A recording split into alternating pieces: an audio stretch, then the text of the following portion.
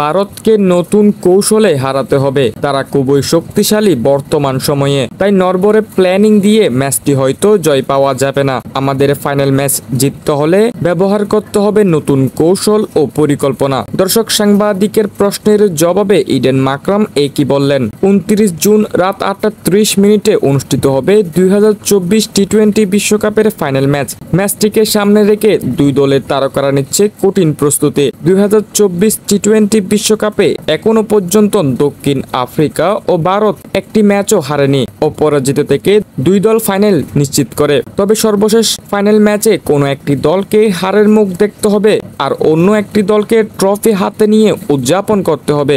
দক্ষিণ আফ্রিকার ক্যাপ্টেনের মতে ভারত খুবই শক্তিশালী দল। সকল দলকে যেভাবে হারানো গিয়েছে ওইভাবে ভারতকে হারানো যাবে না। তাই জয় তুলতে হলে করতে হবে আরো নতুন কিছু পরিকল্পনা। ইডেন মাকরাম আরো বলেন, আমাদের নিজেদের উপর আত্মবিশ্বাস রয়েছে, আমরা ম্যাচটি জিততে পারবো। সমর্থকরা শুধু আমাদের পাশে থাকলেই হবে। ভারত প্রতিটা ওভারে রান গতিশীল রাখে। 1 থেকে 6 নাম্বার ব্যাটার পর্যন্ত অনেক শক্তিশালী ভারতের, তাই এদের অবশ্যই আটকাতে হবে, না হয় উইকেট নিতে হবে। আর যদি তা না হয় তাইলে ওরা 200-র উপরেও রান নিয়ে যেতে পারবে। তাই কোচ বোলারদের নিয়ে নতুন কিছু পরিকল্পনা করবে। ভারতের বিপক্ষে জিততে হলে অবশ্যই আমাদের 150 রানের উপরে টার্গেট দিতে হবে। অবশ্যই আমাদের ব্যাটসম্যানদের উপর আমার আত্মবিশ্বাস আছে, আর এটা অবশ্যই আমরা সবাই পূরণ করতে পারবো। আমরা সকলেই ভালো ক্রিকেট খেলতে সর্বোচ্চ চেষ্টা চালিয়ে যাব, তবে জয় পরাজয় খেলার মধ্যেই থাকতে পারে। এই টুর্নামেন্টটিতে